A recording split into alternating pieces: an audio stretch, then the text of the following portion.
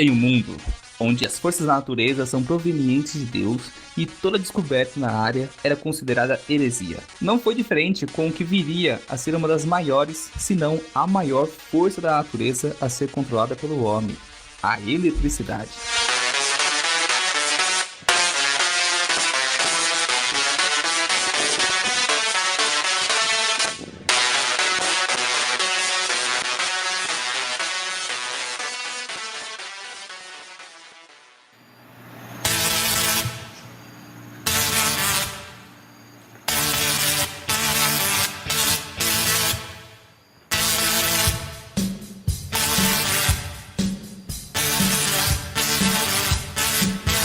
Do espaço à caverna, estamos aqui hoje para apresentar o Sapcast de número 7 e o assunto de hoje é eletrizante.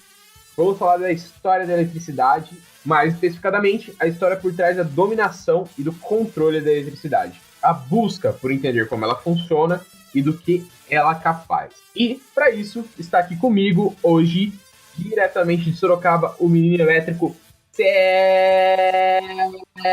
Sérgio Matos. Eu fiquei triste, cara. Fiquei triste, porque eu ensaiei a minha fala o dia inteiro na frente do espelho e você falou ela agora. Qual que era? Eu ia falar que esse cast ia ser eletrizante, pô.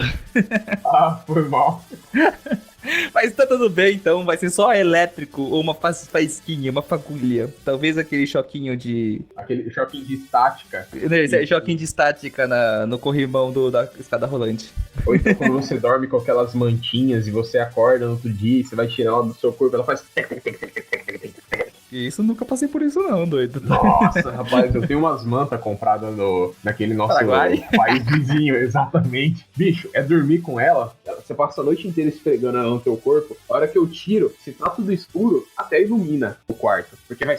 Cara, mas será que é manta ou você não é um inumano? Eu sou, meu nome é Super Choque. Não, mentira, Super Choque é da DC, errei. Inumano deve ser também, doido. Não, Inumano Ou é da não? Marvel. Ah, Tem o Raio Negro, a Medusa e etc, etc, etc. entendi. Mas, enfim, eu Enfim. sou o Reinaldo Matos e eu não tô acostumado a fazer essa parte de início do cast, então eu não lembro o que o Sérgio sempre fala, porque nesses momentos eu não tô prestando atenção nele.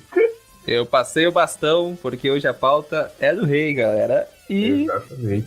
hoje eu sou o convidado. Então, Tá. E agora, vamos pra zona dos recadolas, porque é melhor do que recadinho. Recadolas, e é isso aí. Partiu! você nunca vai ser melhor do que eu. Fui!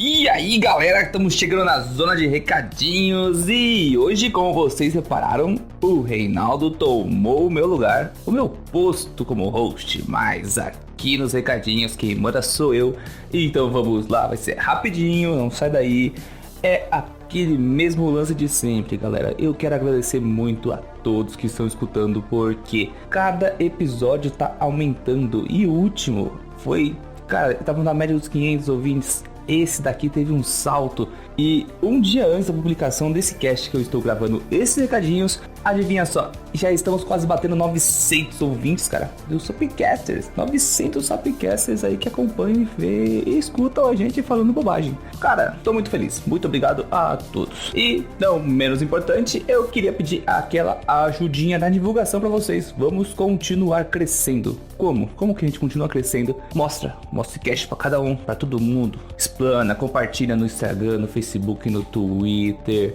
Imprime na folha, cola no busão. Tem até QR Code se quiser. A gente vai mandando Ih, olha que legal. Quando alguém compra um produto nosso, a gente manda um QR Codezinho junto. Você cola em qualquer lugar. Cola na faculdade, no ponto de ônibus.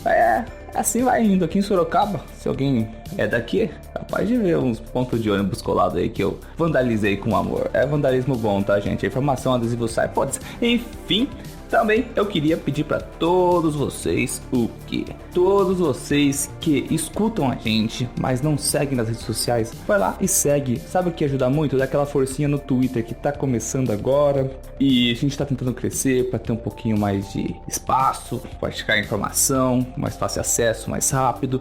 Segue lá, @sap_ciência. Alguém já pegou o underline sapciência e fiquei muito triste, enfim. Também eu queria deixar aí aberto aquele espaço que, se você quer se tornar um colaborador, vai ser muito bacana.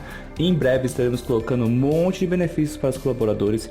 É só fazer o Apoia-se, apoia.se/sapciência. Lá você consegue, com R$3 já está ajudando a gente. Agora tô com um novo projeto, galera. Tô tentando terceirizar a edição profissional desse podcast e eu fiz umas cotações aí. É meio carinho, mas a gente vai conseguir chegar lá. Com a loja já temos um caixinha. Com o apoio de vocês, a gente vai conseguir até trazer 4 episódios por mês, se vocês conseguirem dar aquela força maneira pra gente. E por último, e o que vai ser bem legal agora, eu quero trazer pra vocês abrir espaço. Você quer ter um texto compartilhado no Sap Ciência, tanto no Instagram, no Facebook, o site está quase saindo. Você escreve bem, você tem uma formação, cara, você tem ideias, compartilhar aquilo que você pensa, reflexiona sobre vida, universo e tudo mais. Escreve um texto bacana pra gente, manda, e se o texto for bom, se for fundamentado, obviamente, né, nós vamos soltar na página citando você. Quem sabe você comece a trabalhar com a gente dessa forma, né?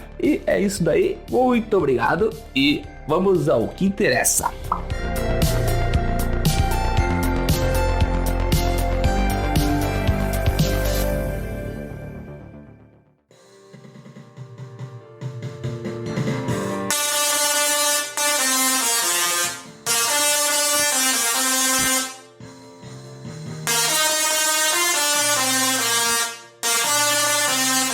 Bom, galera, voltando da zona dos recadolas, coloque esse nome na cabeça, é pra ficar. Hoje a gente vai contar pra vocês um pouquinho da história da eletricidade, como que o homem dominou essa força da natureza e todo o processo necessário para esse controle, tudo que ele passou e as dificuldades e tudo mais. E agora, sei lá, você quer implementar alguma coisa, senhor Sérgio Matos, antes da gente começar o nosso Sapcast de número 7? Cara, eu acho que tudo que eu tenho a dizer sobre a história da eletricidade, que ela foi disruptiva, pra falar a verdade. O domínio da eletricidade quebrou uma barreira muito grande na tecnologia e até hoje a gente é essencial e somos totalmente limitados por ela, justamente. Exatamente. Por causa de como armazená-la. E é isso aí. Sabe o que eu acho? Uma coisa que me passou pela cabeça aqui? Antigamente, veio um pensamento agora na hora mesmo. Antigamente, as pessoas elas eram muito limitadas, hoje em dia, ainda assim, limitadas não necessariamente no sentido ruim, só para deixar claro, mas eu digo assim, por exemplo, na Grécia Antiga, era tudo relacionado aos mitos e aos deuses, certo? E a eletricidade era algo divino, controlado por Zeus, por exemplo. Zeus tinha um raio. E as pessoas, elas eram limitadas por conta dessa crença delas. E hoje em dia, a gente continua sendo limitado por conta da eletricidade. Olha só, que coisa incrível. Pois é, a eletricidade é o verdadeiro Deus, a energia, cara. Bom, então, depois desse pensamento que talvez não tenha feito sentido, porque agora, depois que eu falei, eu parei de pensar que talvez não faça muito sentido, vamos começar a nossa jornada. E para isso, a gente vai voltar um pouquinho no tempo, na verdade, a gente vai voltar para o século XVIII. Basicamente, nós vamos dividir esses casts em 3 partes, porque é muita coisa. E em cada parte, a gente vai falar de um século. A gente vai começar no século XVIII, XIX e finalizando no século XX. Nessa primeira parte, a gente vai falar do século XVIII. E, mais especificamente, a gente vai para um ponto específico no século XVIII, que é a Sociedade Real de Londres. Ela é muito importante em toda essa história, tá? A gente vai voltar, então, para o ano de 1703. No ano de 1703, o Robert Hooke, ele acabou de morrer. E com isso, o nosso queridíssimo Isaac Newton, ele assumia a presidência da Sociedade Real de Londres. E, Sérgio, deixa eu te perguntar. Quando a gente assume a presidência de alguma coisa, o que a gente costuma fazer? A gente coloca pessoas competentes e inteligentes, dominantes do assunto para assumir o trabalho. Ou coloca pessoas de confiança.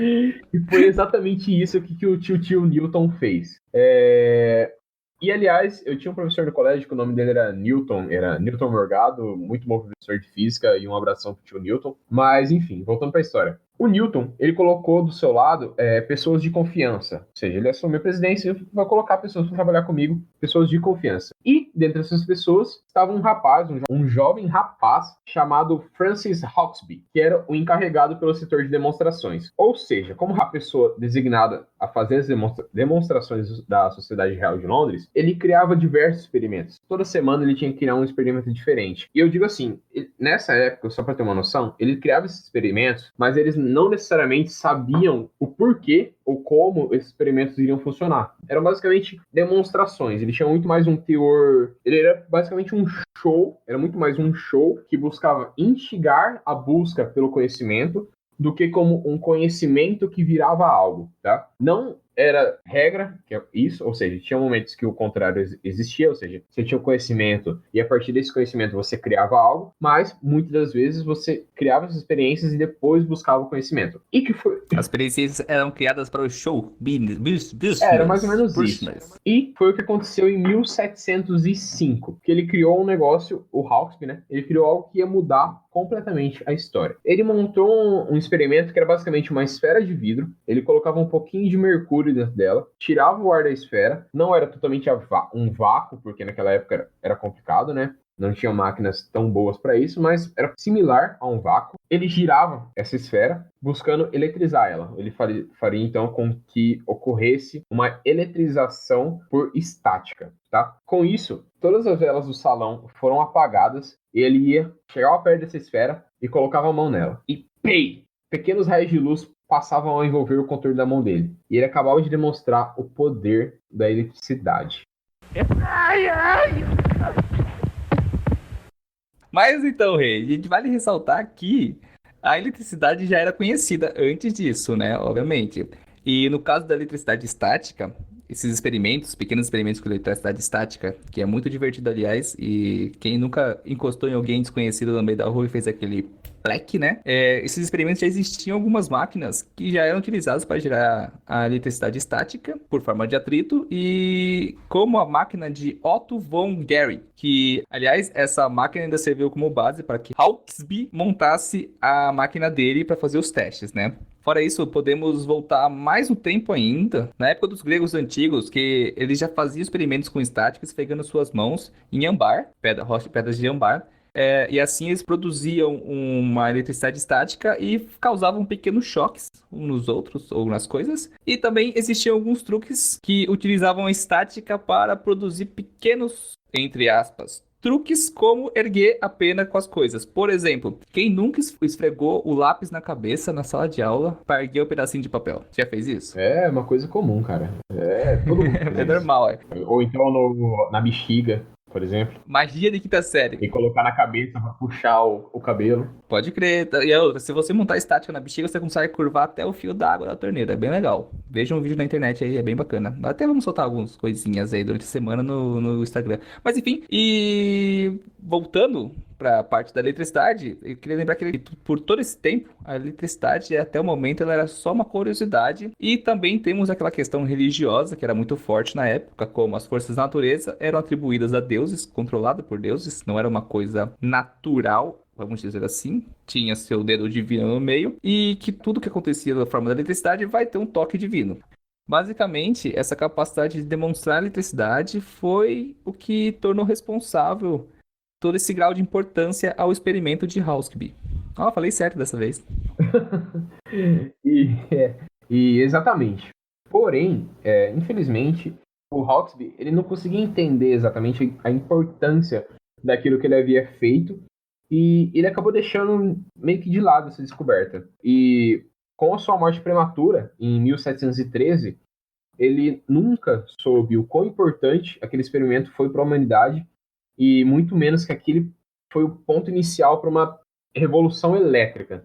Então, vamos lá. Outro ponto interessante nisso daí é que isso coincidiu com o iluminismo, né? E o que foi o iluminismo? Foi um movimento que era muito apegado à razão por consequência do pensamento racional, tentando separar aquele meio do divino do lógico, né?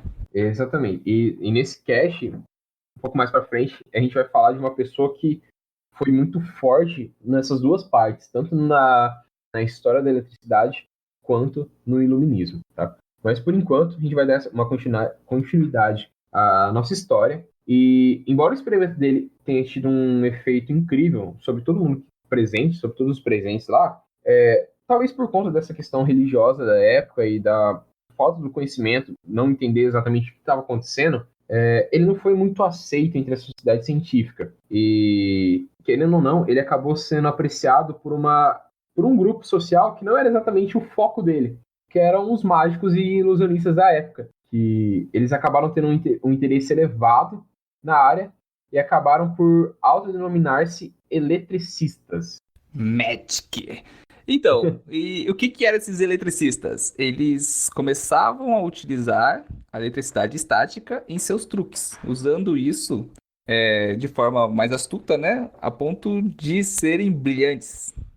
E eles sabiam muito bem como levantar as plateias com pequenos truques de estática, por exemplo, pequenos truques elétricos. Também um truque muito famoso, onde eles colocavam um copo de metal cheio de conhaque e depois faziam estática, criavam estática e através da faísca da estática que corria para o copo de metal, eles acendiam o conhaque desse copo.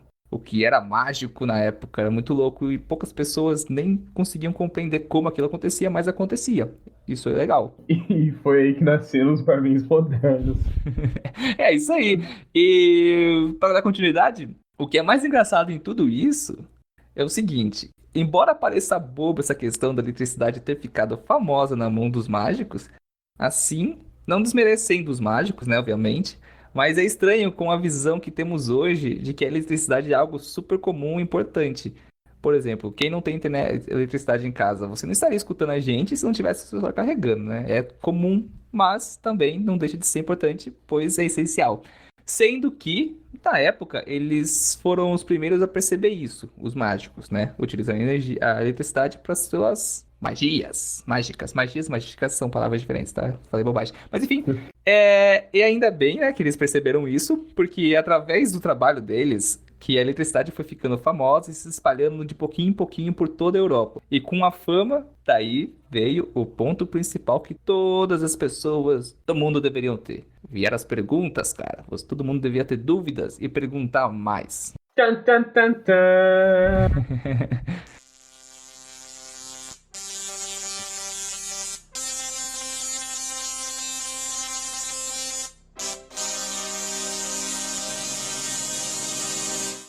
E foi então que, numa casa para idosos e órfãos, em a Charterhouse, que fica localizada no centro de Londres, um ex-tintureiro de seda chamado Stephen Gray, ele começava a fazer seus experimentos com eletricidade. É engraçado o experimento dele, mas basicamente, em meados de 1720, o Gray criou uma estrutura, que ela é uma estrutura semelhante a um balanço que a gente tem hoje em dia em parquinhos. Não era feito de metal, esse balanço era totalmente feito de madeira e utilizava cordas para segurar os assentos, tá? E diz a lenda que ele colocou um garoto deitado nesse balanço e, utilizando uma máquina de Hawksby, ele eletrificou o garoto. É meio maluco isso, mas vamos colocar na época, né? 1720.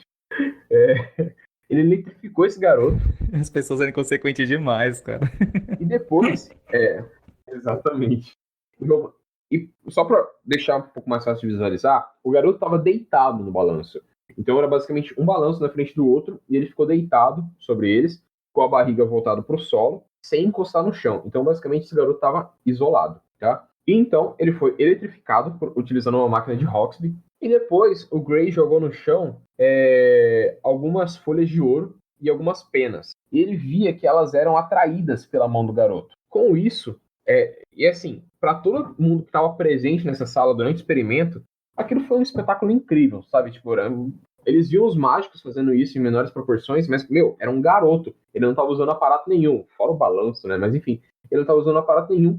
E ele conseguia puxar as folhas de ouro e as penas para a mão dele. Para todo mundo que estava lá foi incrível. Mas pro Gray foi um bagulho, tipo, muito a mais. Porque o Gray era o cara que fazia perguntas. E para isso, nesse momento, o Gray conseguiu dividir os objetos entre condutores e isolantes. E, cara, isso foi uma revolução incrível pro momento. Sim, sim. Ele evitou matar o moleque eletrocutado justamente porque ele não estava aterrado em lugar nenhum. Aterrado seria para onde a energia iria. E quando ela corre, ela dá o choque. E segundo ele, os materiais isolantes, eles eram responsáveis por manter a carga elétrica em seu interior, ou seja, eles não deixavam que essa energia propagasse, que ela corresse de alguma forma. Essa parte dos materiais isolantes porque não propagam, a gente vai falar mais pra frente, mas enfim, é uma questão de química. Esses materiais isolantes que ele identificou na época, alguns deles eram a seda, no caso, o vidro, a resina, madeira, etc. Já os condutores, que eram responsáveis para que deixasse essa carga de energia fluir, basicamente ele identificou como os metais e, obviamente, as crianças, né? Exatamente. O que. Ah, cara, é consequência do povo, do povo Cara, é antigo. complicado, né? Você Tudo pensar bem. que a geniosa Marie Curie morreu por intoxicação Radioativo. radioativa, né? Então, Até hoje, os materiais que ela trabalhou são radioativos. Enfim, pois voltando para o assunto. Porém, né, o Gray, ele ainda acabaria que se frustrar muito com esses testes, porque por mais que ele tentasse, ele não conseguia conter essa eletricidade gerada por muito tempo. Ela se dissipava. E isso deveria ser um próximo passo do seu estudo, como preservar essa energia gerada para uso posterior, né? mas, infelizmente, não foi Gray o responsável por conseguir isso. Para tal feito, a gente vai ter que ir até a Holanda, na cidade de Leiden. Foi nessa cidade que um professor chamado Pieter van Muskenbroek. Brincadeira. Muskenbroek. Acho que Cara, tá sabe quem eu vou certo. chamar para falar essa palavra? Quem? A Dorothy. Fala o nome desse cara. Peter Van Musschenbroek, seus incompetentes semi-analfabetos. Beijos de luz. E ele teve uma brilhante ideia.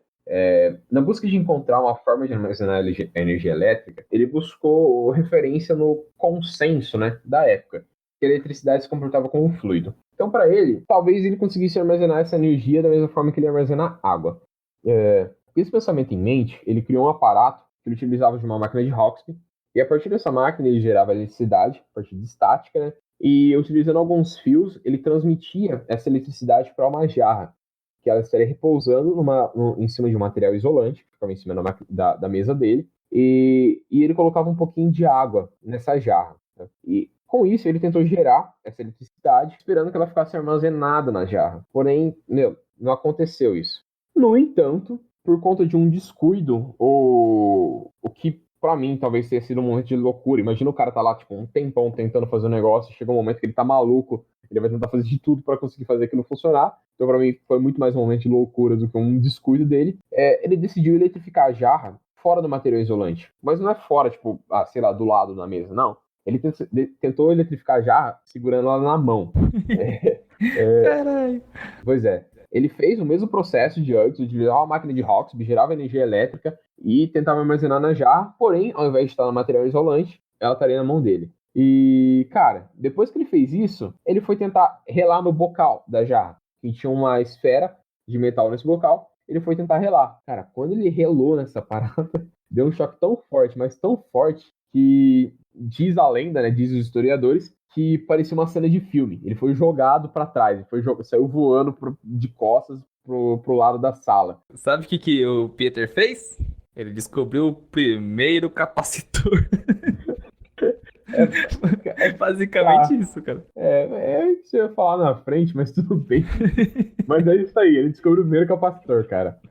E mas pra época não era exatamente capacitor, hoje em dia é um capacitor, mas pra época foi criada a jarra de Leiden. Ele deu esse nome em homenagem à cidade que ele morava, né? Então, foi criada essa jarra de Leiden, que ela era capaz de armazenar essa energia elétrica por horas, ou, dependendo dos casos, dependendo de quanto que fosse de energia fosse mandar para ela, por dias. Ó, pra quem não sabe o que é um capacitor, ele é um aparelhinho que a gente acaba usando uma pecinha. Basicamente, todo componente eletrônico vai ter um capacitorzinho lá, em que ele guarda energia e ele libera ela de uma forma muito rápida e numa voltagem específica. Então, Basicamente o capacitor, jogando um pouco mais técnico, imagina que você tenha um aparelho que ele precisa manter uma corrente elétrica constante. Você não pode dar picos para ele e nem picos e nem baixos de tensão para esse aparelho, para o bom funcionamento dele. Então o capacitor ele armazenaria um pouco mais de energia nele, e quando tivesse um momento de baixa, ele liberaria, ou em momentos de pico, ele armazena. Então ele mantém constante essa tensão. Talvez eu tenha errado um pouquinho nas nomenclaturas que eu usei, mas é basicamente isso, de uma forma mais simples assim de explicar. Sim, e ele libera tão rápido a energia que, pra ter uma noção, existem casos de pessoas que morreram porque encostaram num capacitor de micro-ondas carregado, cara. O negócio é É, potente. e você Mas acha que a única enfim, coisa que pode matar alguém no micro-ondas é o Megatron. é isso aí. Eu acho Vamos co- incrível o negócio que gera as ondas no micro-ondas chamado de Megatron, velho. Eu amo falar esse nome só por causa disso. É muito Autobots. Vamos continuar. Autobots, roll out. Então, vamos lá, né? Só pra voltar pro assunto, que a gente tem uma do Só pra deixar devaneio aí. claro, o Megatron é um Decepticon, não é um Autobot. Ah, cara, não. Só Tá, conheço o vai. Bumblebee. Tá, vamos lá. Continua, Para vai. voltar no assunto, esse experimento ele acabou se espalhando muito rápido pelo mundo inteiro, né? Porém, ninguém conseguiu entender ele exatamente logo de cara e de como esse fenômeno ocorria. Isso gerou muitas outras perguntas. Voltando lá, é muito bacana. Quanto mais perguntas, mais mentes buscando respostas. Foi aí então que o nosso querido e totalmente desconhecido, mentira, Benjamin Franklin entra na jogada. Ele acabou entrando na jogada porque ele viu esse experimento e falou: Cara, eu quero entender isso. E foda-se as outras paradas que ele fez, porque. É que o Enfim. Benjamin Franklin fez muita coisa, velho. É, não vamos nos adentrar nos Benjamin Franklin, porque esse cara aqui é infinito. Vamos lá. Benjamin Franklin, ele é muito famoso já pela sua imagem, né? Justamente aquela imagem clássica dele empinando uma pipa em uma tempestade com uma chave na ponta da pipa, que não foi também nada inteligente. Mas foi ao mesmo tempo, né? Arriscado. É praticamente certo que o Franklin nunca realizou o experimento, porque se tivesse feito, ele não teria feito, né? Entendeu? Embora ele tenha proposto a ideia desse experimento. Foi meio O, que o que, um o que exercício falam, mental. o que falam é que muitos experimentos que ele propôs, ele nunca realizou. Outras pessoas realizaram, né? É um pouquinho quem vai falar agora. Não, sim, mas eu quero falar que, tipo, quando a gente trabalha. Cara, pega Einstein, por exemplo. O cara fazia experimentos mentais. E quando você propõe uma Exato. ideia, você não vai fazer exatamente. Você não vai falar exatamente o seu teste para deixar mais entendido pro povo. Não pro povo, vai pro pensamento, pro pessoal comum que não tem entendimento científico.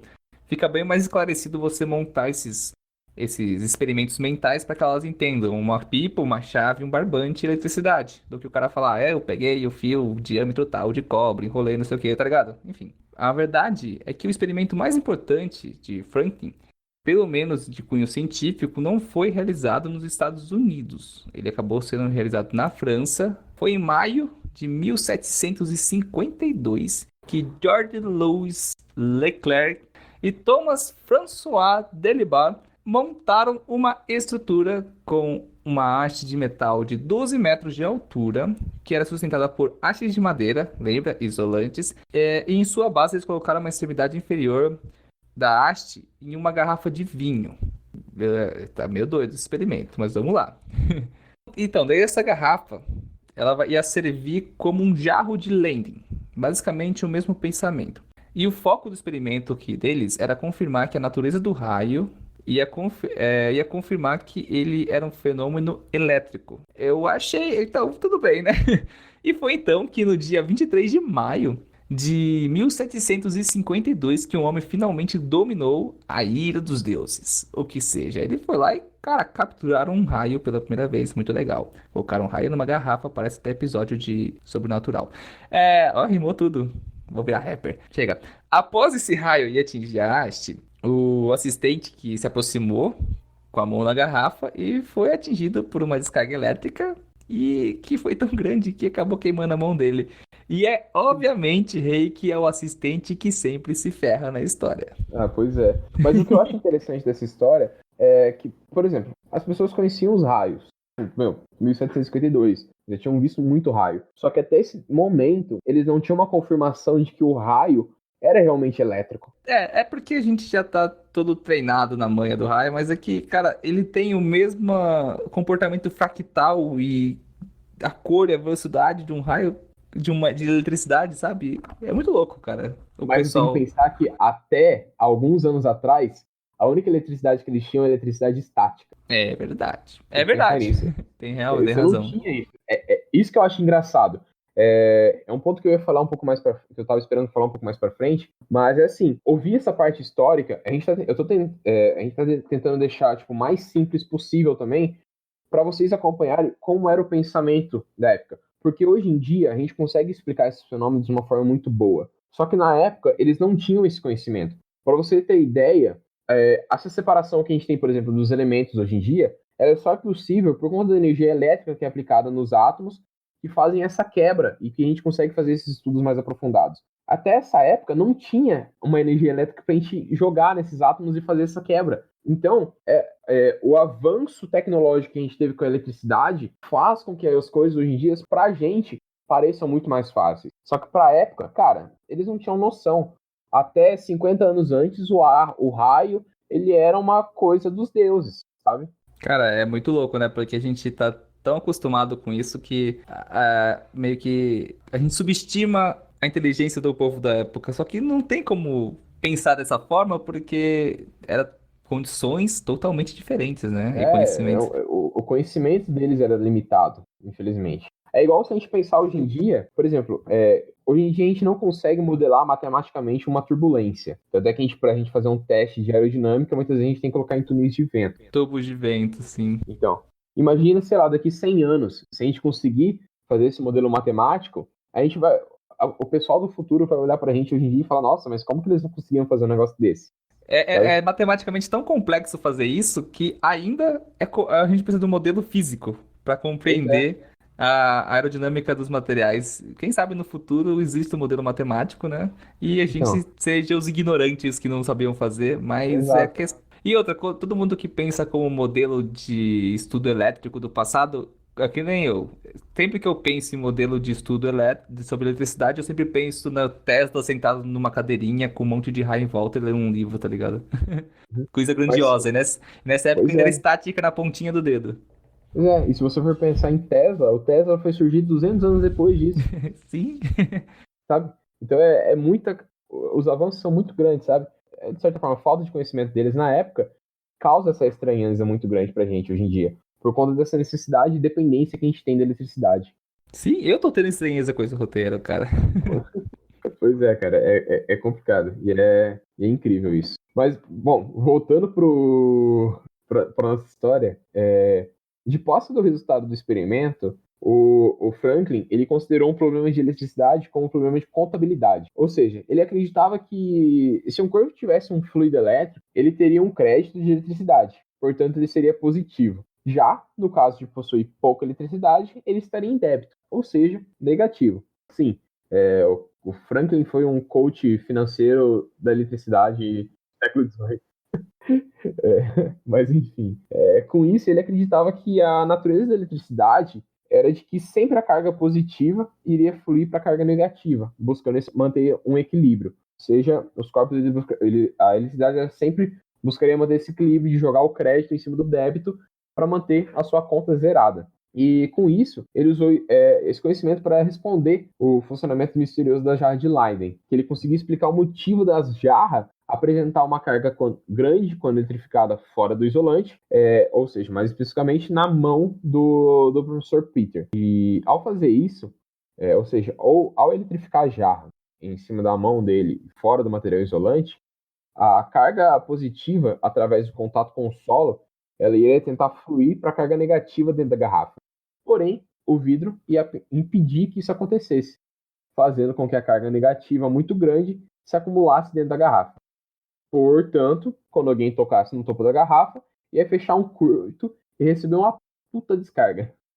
E algo que é muito importante de trazer o momento histórico dos acontecimentos, como a gente disse, era o início do movimento iluminista. Ou seja, ter a eletricidade como um grande fomentador desse movimento e o Benjamin Franklin. Ele era um cara muito importante, tanto para o desenvolvimento da eletricidade quanto o desenvolvimento do iluminismo. mas é importante a gente levantar um ponto aí, Rei, que é o seguinte, que como nós recitamos anteriormente, embora hoje ainda seja um negócio, pareça uma coisa comum para nós, a eletricidade no dia a dia, é comum entre aspas, porque todo mundo que usa a eletricidade, na verdade, não é todo mundo que entende como ela funciona. Também tem esse ponto a abordar que eu queria abordar depois. Mas enfim, apesar dela ser bem simples, e a gente acaba aprendendo lá na escola justamente pela carga de conteúdo já acumulado sobre o assunto.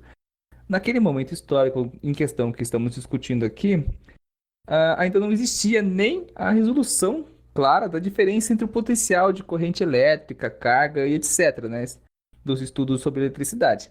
Então, o que eles sabiam é que existia uma eletricidade, mas não conseguiam e nem sabiam exatamente como medi-la, como mensurar essa eletricidade de alguma forma. E isso só veio a calhar a ser compreendido depois, né, posteriormente. O que você acha que foi o responsável por iniciar esses estudos mais aprofundados?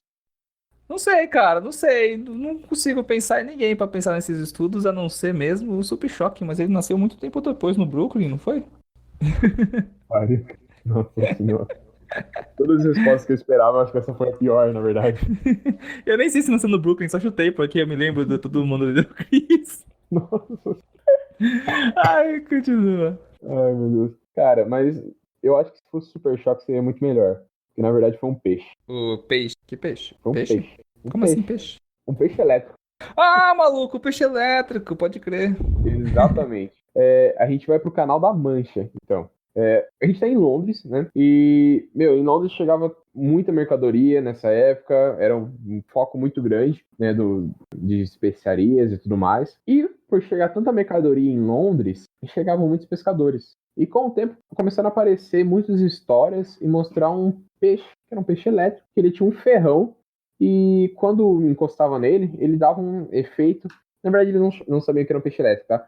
Mas quando você encostava nesse ferrão desse peixe, ele dava um efeito parecido com o efeito de eletricidade. Isso começou a intrigar os cientistas da época. E, mais especificadamente, um cara chamado Henry Cavendish. Esse Henry Cavendish era um cara muito excepcional e muito, muito tímido. Ele vinha de uma família rica, é uma família bem, bem, bem rica, mas ele era um cara bem tímido e que um fato engraçado sobre ele, que hoje em dia existe uma única imagem dele, que não foi nenhuma imagem, tipo, na época pintada exatamente olhando pro rosto dele. Foi um artista que desenhou o casaco dele pendurado em um cabide e depois esse artista inseriu o rosto do Cavendish na pintura através da memória dele. Então, tipo, pro seu nível que era o cara. Mas ele ficou extremamente interessado em entender como que funcionava esse peixe.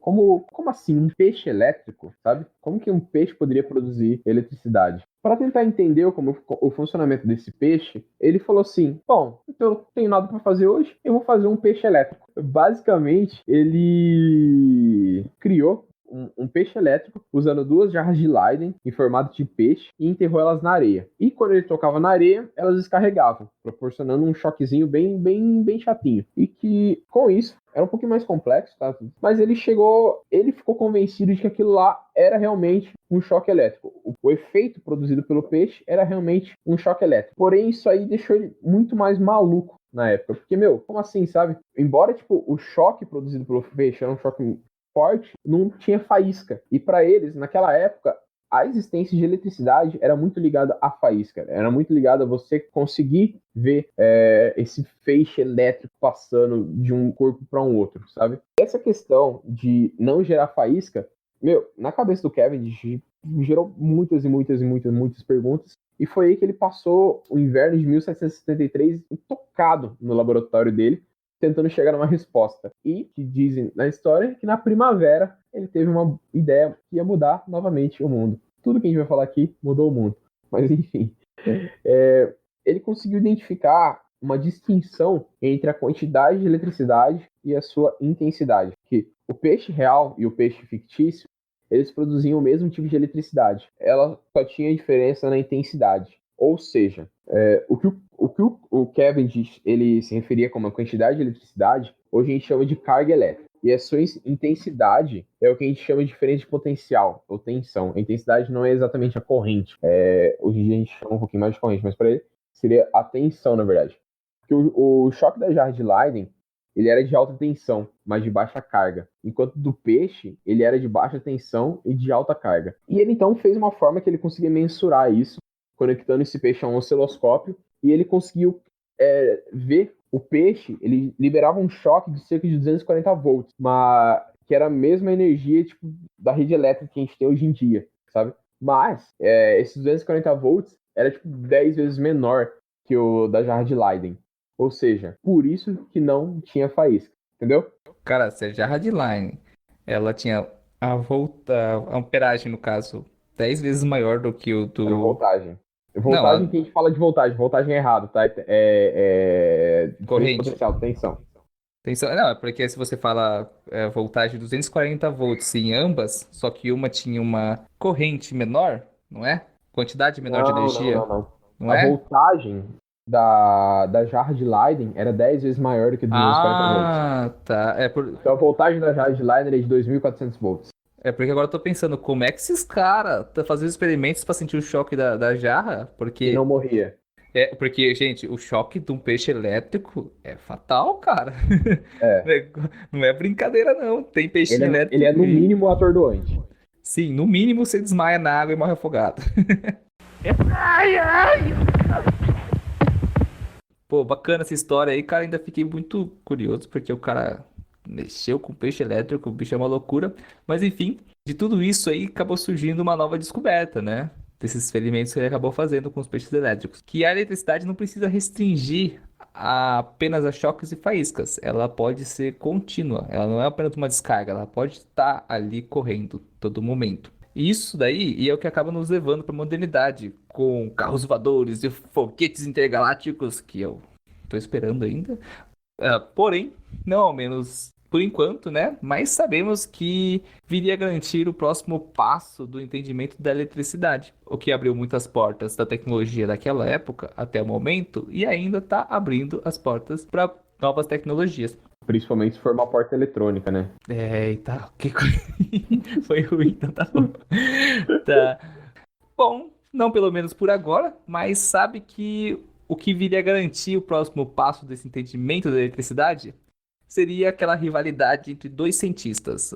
E basicamente, você pegar um Ash Ketchum e um Gary, ou um Goku e Vegeta, e a rivalidade faz o desenvolvimento. Ou um molejo de Beatles. Eu queria fazer um comentário que é meio triste, mas é real, é que os grandes saltos de desenvolvimento científicos em todas as áreas, não só na parte da eletricidade, em todas as áreas, eles aconteceram em momentos de conflito, de Exatamente. guerra. E é basicamente isso. Não é só rivalidade entre cientistas, mas potências. Grupos que financiam pesquisa. Isso daí, infelizmente, é triste, mas é o que impulsiona hoje o nosso mundo, a tecnologia, é a rivalidade, justamente, e ainda mais quando acontece entre países. Isso é triste, mas enfim, é a realidade. Pulando toda essa parte, e falando dessa rivalidade que foi necessária para o desenvolvimento, essa rivalidade foi aquela que ocorreu entre Luigi Alosio Galvani, o irmão do Mario, mentira, o anatomista da Universidade de Bolonha, extremamente conservador e acabou mergulhando no cristianismo tradicional. E do outro lado, nós tínhamos o Alessandro Volk, que era um gênio bilionário, playboy, filantropo, Tony Stark, ou seja, totalmente contrário ao Galvani, não é? E a única similaridade, entre aspas, entre ambos era o fascínio pela eletricidade. Por exemplo, Galvani decidiu utilizar a eletricidade para fins medicinais, utilizando ela nos músculos dos pacientes para ver as reações que causavam contrações, né? Basicamente, contrações musculares são reações de efeito derivados de impulsos elétricos. E ele observou que esse movimento muscular dependia muito de onde fosse aplicada a eletricidade. Ele então, depois de observar esses experimentos do movimento muscular com a eletricidade, ele começou a dissecar sapos e fazer experimento com eles. Mesmo mortos, os sapos eles acabavam tendo movimento devido ao estímulo elétrico, o que é muito bacana. E o mais interessante disso é que, assim, por conta da religiosidade dele, ele acreditava que, na verdade, essa reação vinha de algo que ele chamou de eletricidade animal, que seria um fluido que corria a partir do cérebro, indo até os nervos e que, ao chegarem aos músculos, eles transformavam isso em movimento. Mas pelo outro lado, Volta, não voltar para trás, o Volta a pessoa, ele não acreditava nisso. E por conta de seus ideais iluministas, né, da época, ele acreditava que isso era pura superstição e que o sapo, ele não se movia pela eletricidade animal, e sim por conta da eletricidade externa de Galvani. Ele não acreditava nos impulsos elétricos do sistema nervoso. Naquele momento ainda era meio contraditório, né, vamos dizer assim. Ou seja, Volta imaginava que os músculos só se contraíam por conta de um estímulo artificial. E o que deixou o Galvani aí meio pistola é que suas afirmações eram pura heresia, pois acreditar que o homem seria capaz de criar algo divino e aplicá-la ao seu bem-querer era um sacrilégio para Galvani, que era muito voltado ao seu cristianismo, né? E com isso foi que o Galvani ele decidiu fazer novos experimentos para refutar essa ideia do Volta. Ele pendurou vários sapos dissecados em um fio de ferro, ligou um fio de cobre no ferro e tocou com a outra ponta em um nervo do sapo. E você sabe o que aconteceu? A perna do sapo se contraiu, sem que o fio tivesse eletrizado. Bom, para ele, isso era a prova definitiva que deveria existir algo dentro dos sapos que, meses depois de mortos, eles continuavam a produzir eletricidade e que, quando estimuladas pelo fio de cobre, elas seriam liberadas. Ele estava certo de que os músculos dos sapos seriam alguma espécie de jarra de Leyden e que elas armazenavam esse fluido elétrico. Com isso, ele publicou então um livro chamado De Animal Electricitate. Mexe a mãozinha assim, falando, tá ligado? Pior que eu fiz isso aqui em casa. Puta, totalmente preconceituoso, né? Mas enfim. Estereótipo feio. Pois é. E ele chegou a enviar um exemplar desse livro por Volta, tipo, de tão certo que ele estava de que ele tinha descobrido e tinha encontrado todas as respostas. Isso aí ia provocar o adversário, cara. Toma esse livro aqui pra você ver. Então, cara, eu acho que isso aí foi um dos maiores erros da vida do Galvani. Porque Volta ficou muito maluco, cara. Ele ficou pistola, como já tinha ficado antes, e não conseguiu de forma alguma aceitar que o Galvani dizia no livro dele. Foi então que ele decidiu estudar os metais utilizados por Galvani nos experimentos, e se ele colocasse 2 moedas de cobre na ponta da língua e depois colocasse uma colher de prata em cima de ambas as moedas, ele conseguiria sentir um formigamento, o que para ele era como saborear a eletricidade. Alguém já botou uma língua numa pilha de 9 volts? É isso aí. Já botou a língua na pilha? Acho que é mais fácil você falar, alguém já colocou uma pilha na língua, né? É isso aí. Porque se pegar a língua do amiguinho e colocar na... você não vai sentir nada, né? A ordem dos fatores não altera o resultado. E que esse saborear, entre aspas, da eletricidade que ele dizia, ela era proveniente do contato desses metais. Portanto, foi nesse momento que ele entendeu que o movimento das pernas do sapo não vinham da eletricidade animal, mas da eletricidade gerada por metais. E agora o negócio ficou sério, hein? Pois é. Mas ele ainda tinha um problema nisso aí, que a eletricidade gerada pelas moedas ela era muito pequena. Portanto, ele decidiu revisar os trabalhos do Henry Cavendish e replicar o peixe de Leyden, tá? Então ele decidiu criar a sua própria versão do peixe elétrico artificial, no caso. E a partir disso, a gente tem a invenção da primeira pilha. Ela era basicamente um conjunto de placa de cobre, papelão embebido em ácido e outro tipo de metal por cima. Nesse momento, o Volta decidiu testar essa pilha então em si mesmo. Ele não era só capaz de sentir a eletricidade, como também ele era capaz de sentir ela fluindo continuamente. Cara, para pra pensar, ele foi responsável por revolucionar o modo como a eletricidade era vista. Porque antigamente, a eletricidade era basicamente gerada através de estática. A partir do momento que você encostasse, usasse ela em algum objeto, ela era descarregada e, acabou, sabe? Você tem que dar uma carga, usar. Dar uma carga, usar. Só que, com uma pilha, ele conseguia gerar eletricidade contínua. E, mais uma puta revolução pro mundo. E com isso, também, ele considerou a fluidez da eletricidade como as águas de um riacho. E como a quantidade de água que flui em um riacho é chamada de corrente, a eletricidade liberada pela pilha ficou conhecido como corrente elétrica. E tá aí uma informação que eu não fazia ideia e agora tô sabendo. Legal, cara, gostei. E uma outra informação interessante é que o nome do cara é Volta, certo? E o Volt é em homenagem ao nome do Volta. Que legal, cara, gostei. Então, vamos voltar para os dias de hoje, né? Porque a gente sabe que isso ocorre. E como que isso ocorre? Os átomos dos metais, como todo átomo, né? Ele possui elétrons carregados eletricamente em torno do seu núcleo. Mas nas ligações metálicas, os átomos eles acabam que compartilhando os seus elétrons da última camada de valência do átomo em si, né? De forma que esses elétrons, eles acabam, da última camada, eles acabam se movendo livremente entre os átomos no composto, né? Ou seja, esses tais elétrons se movendo da mesma direção, ao mesmo tempo, o efeito cumulativo é o movimento da carga elétrica. Esse fluxo de elétrons é chamado de corrente elétrica. Eu vou dar um exemplo assim. Pensa que o fio de cobre, ele é uma malhinha de vários tijolinhos. Só que esses tijolos não estão ligados um no outro, conectados um no outro. Existe uma bolinha que mantém eles atraídos. Essa bolinha, ela não é fixa para cada um. Elas viajam entre eles, descoordenadamente, mantendo eles unidos. Só que quando você aplica uma corrente elétrica, meio que você está fazendo com que essas bolinhas viajem sempre no único sentido. E isso, basicamente, são os elétrons passando de átomo para átomo, impulsionados pela corrente elétrica. Ficou bem entendido? Não sei. Ah, eu acho que ficou, cara. Você é um bom professor. Vamos lá. E é que a minha parte não é muito boa para física, mas vamos lá. Semanas após a Volta ter publicado os detalhes da sua pilha, da primeira pilha, cientistas descobriram algo incrível que ele podia fazer com isso. Eles acabaram que aplicando a eletricidade na água e viram que essa eletricidade era capaz de separar os elementos. Foi aí que os novos elementos conseguiram ser isolados e uma nova era da física e da química surgiu com esse experimento do Volta.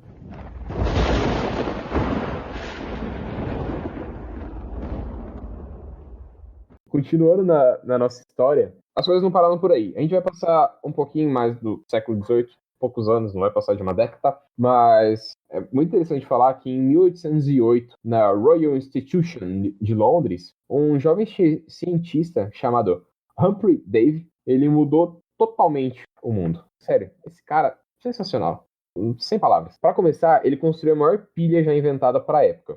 Ele juntou 800 pilhas de volta que eram conectadas entre si, embaixo de um salão, e diante de grandes nomes da época, ele conectou sua pilha em 2 filamentos de carbono. E, ao juntá-los, uma faísca ofuscante e constante iluminou todo o salão. E, do meio da escuridão, fez-se a luz. Pô, essa frase aí remete a um outro livro bem complicado, né? Pois é. Mas é isso aí. E isso aí meio que mudou completamente o mundo e simbolizava o final dessa era e o final desse episódio das descobertas. Mas, antes de acabar esse episódio, eu gostaria de incluir aqui um adendo, uma historinha extra pra gente. A gente vai voltar alguns anos antes do Humphrey Davy.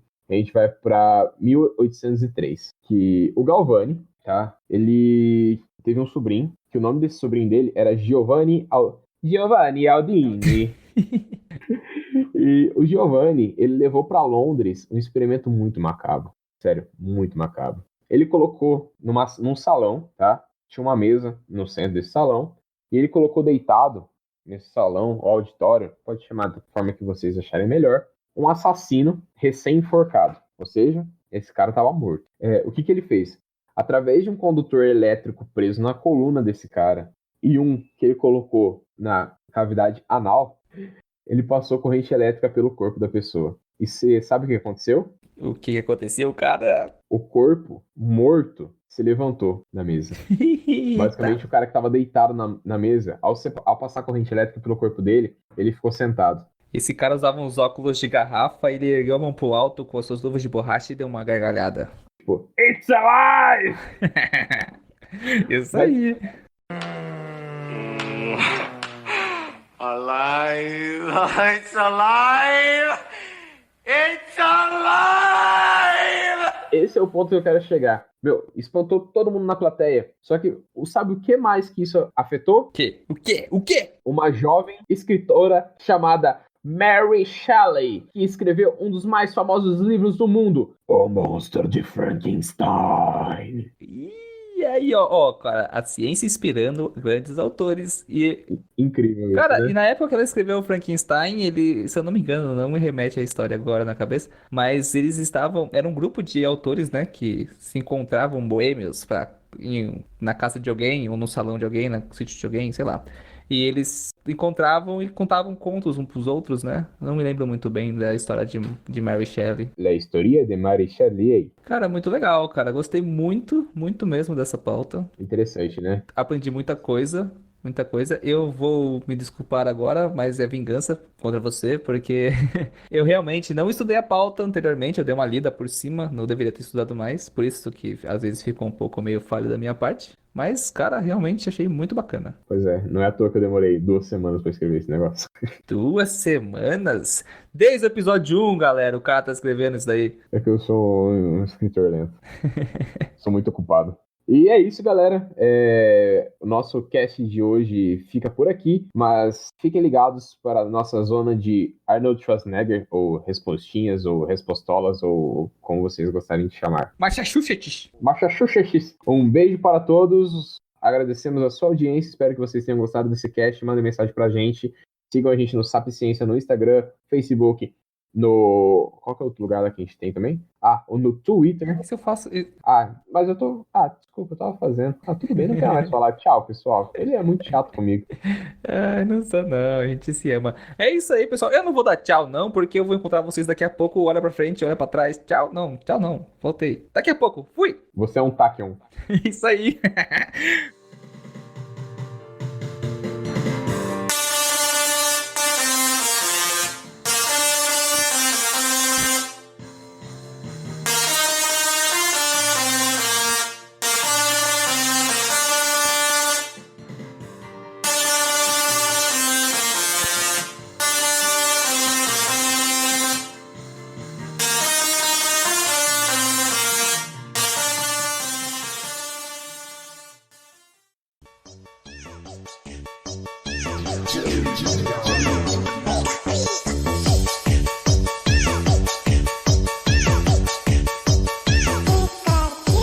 Fala, galera, bem-vindos a mais uma zona de respostinhas, ou Arnold Schwarzenegger Massachusetts. E hoje, aqui comigo, tivemos uma pequena substituição, porque no momento que estamos gravando as respostinhas, o Sérgio está editando o cast.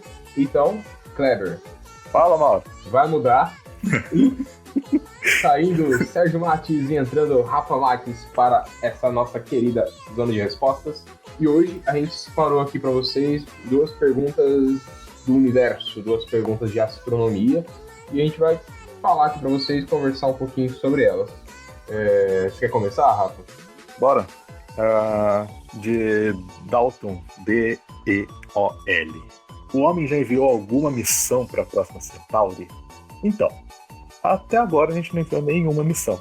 Porque atualmente o objeto mais distante que a gente já mandou foi a Voyager 1, que foi lançada em setembro de 77. Ela está mais ou menos uns 22 milhões de quilômetros da Terra, que é umas 20 horas, 30 minutos e 13 segundos luz. Já a próxima Centauri fica mais ou menos 4 anos-luz da Terra. Hey, faz as contas aí. Não. Babaca! Como eu já sabia que você ia me fazer essa pergunta, eu já tenho aqui tudo preparado. A velocidade que a Voyager 1 está se deslocando é de 3,6 unidades astronômicas por ano. Ou seja, aproximadamente 30 minutos-luz. E isso, embora pareça pouco, se a gente converter para quilômetros por hora, dá mais ou menos 61.200 km por hora. Então, é muita coisa. Mas mesmo nessa velocidade, demoraria cerca de 75 mil anos pra gente chegar até lá.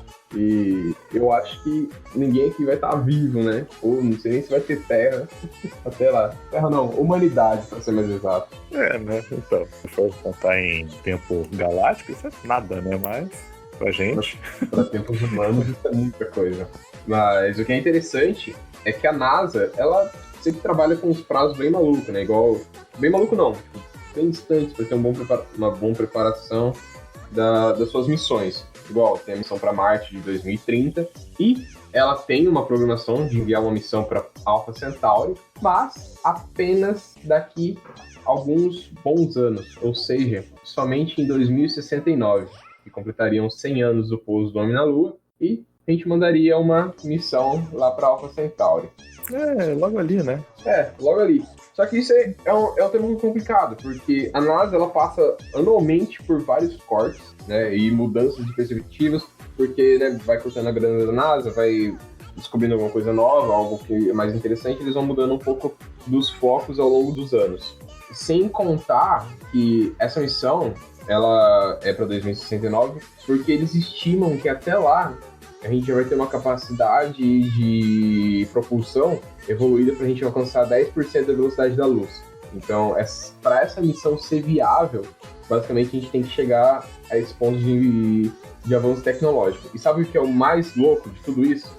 Que embora a missão vá ser lançada em 2069, ela levaria, tendo essa capacidade de propulsão, ela levaria 44 anos para chegar lá. De 75 mil para 44, eu acho que aí já começa a valer a pena, né? Porque a Voyager 1 acabou de fazer 42 anos. Então, mas sabe o que é o mais legal? 44 anos para chegar lá. E para voltar para cá, seriam mais 44 anos. Não, tudo bem. Mas só que, legal. Você pode até mandar aí 44 anos para poder chegar lá, mas... E para você receber as informações? Chegando lá são 4,4 anos, né? Porque são 4,4 anos luz de distância. Então, o que eu tava parando pra pensar aqui também, que é uma missão que é muito complicada, porque você tem que trabalhar com uma distância de resposta muito louca. Você só vai saber o que tá acontecendo com uma distância muito, muito grande. Você pensa, pra pousar o Curiosity em Marte já foi um delay de 14 minutos. E foi aquela tensão toda. Imagina fazer manobras interestelares, literalmente.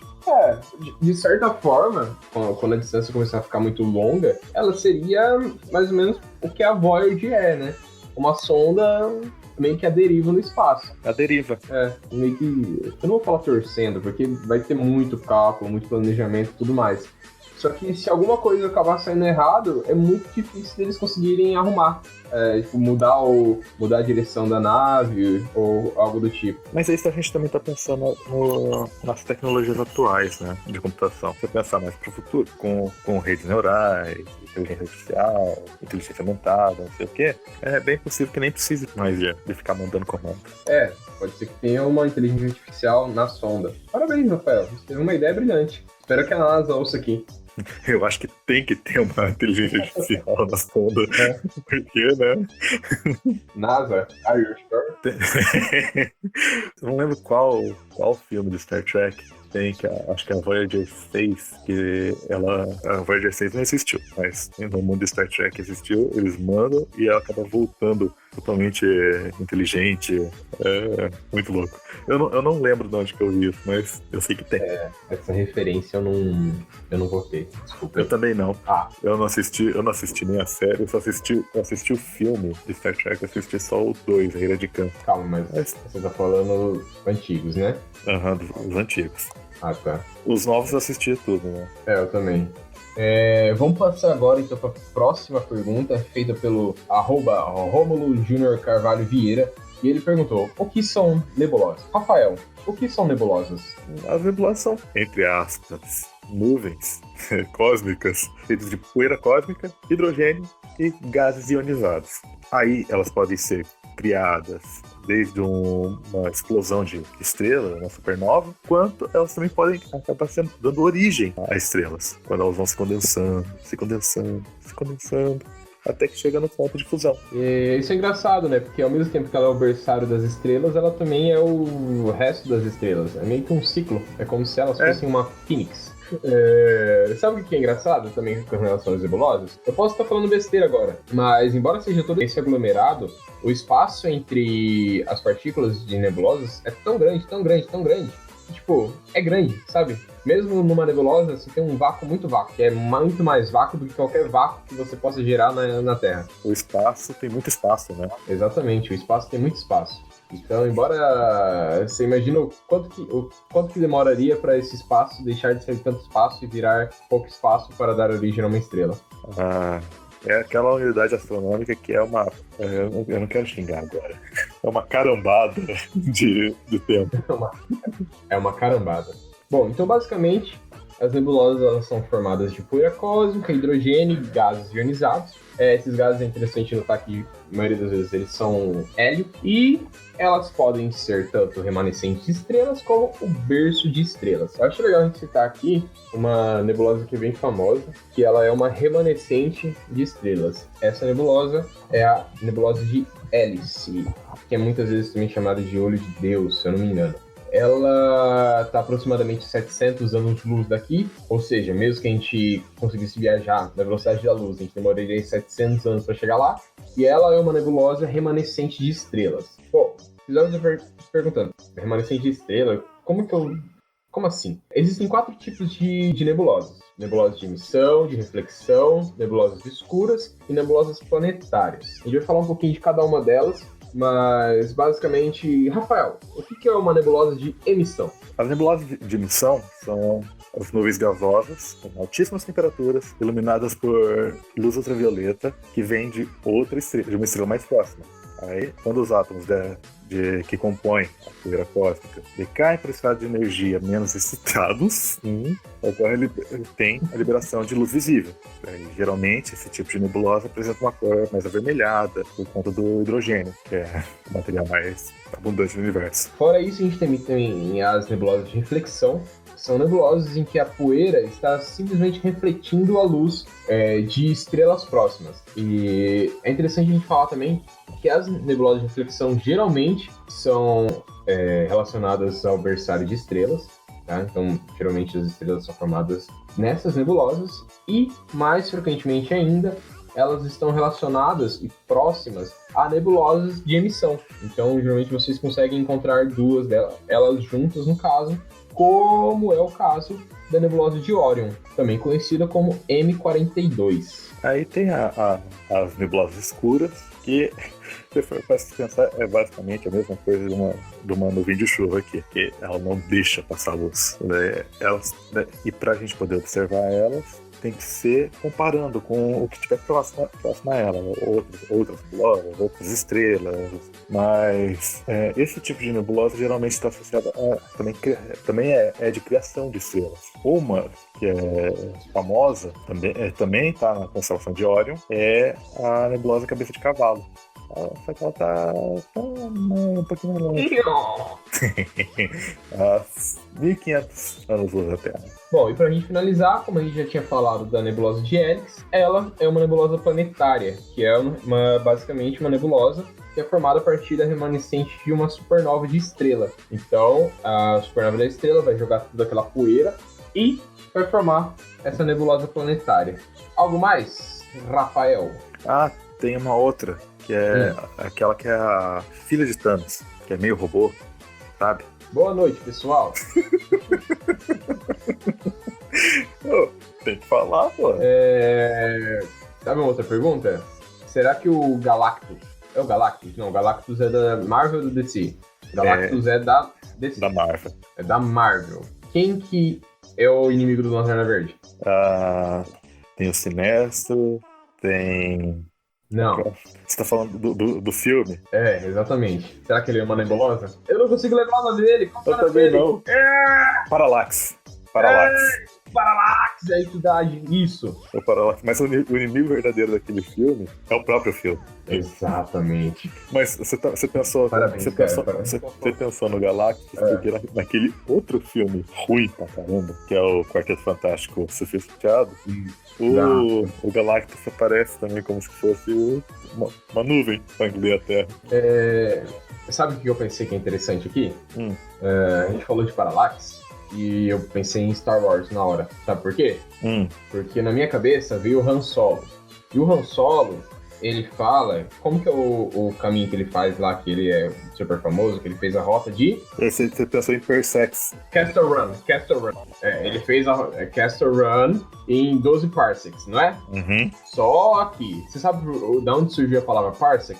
Parsec realmente é uma unidade de distância, na verdade. E ela existe. E é engraçado, porque tipo, lá no filme dá a impressão que ele usa parsec como sendo tempo. De tempo. Né? Fez em 12 parsecs.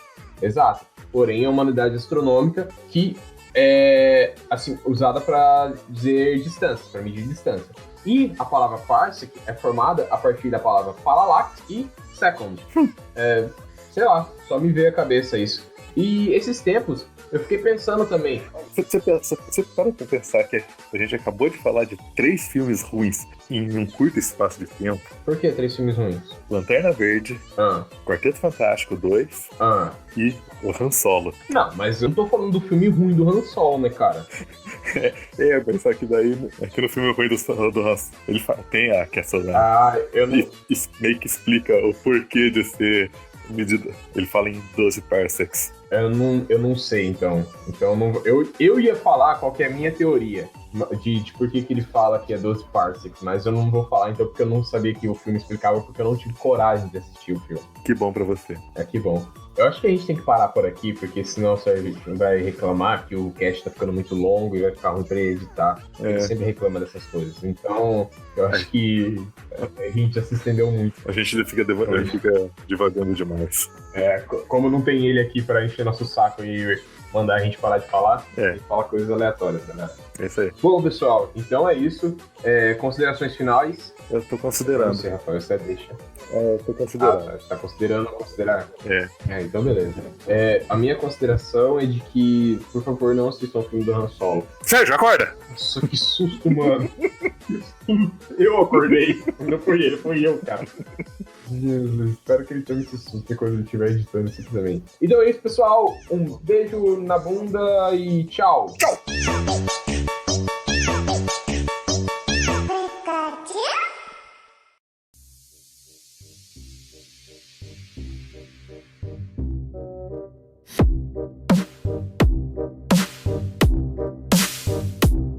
Cara, isso basicamente é eletrólise que eles fizeram? Primeira vez? Só que não. Tipo eletrólise, só que não. Aquele negócio copia o trabalho, mas não faz igual. Isso aí. Tem que desmutar pra gente poder te ouvir. Que droga. De novo. Então... O que é isso aqui? Sim, o Leclerc é naturalista. É o Leclerc? É o Leclerc. Por isso esse era o ponto que eu ia falar aqui. Foi o Leclerc que todo mundo conhece. Caraca. O Leclerc que deu os passos para Darwin e o outro maluco lá que eu sempre esqueço. Que chique. Lamar. Não? Bacana, gostei.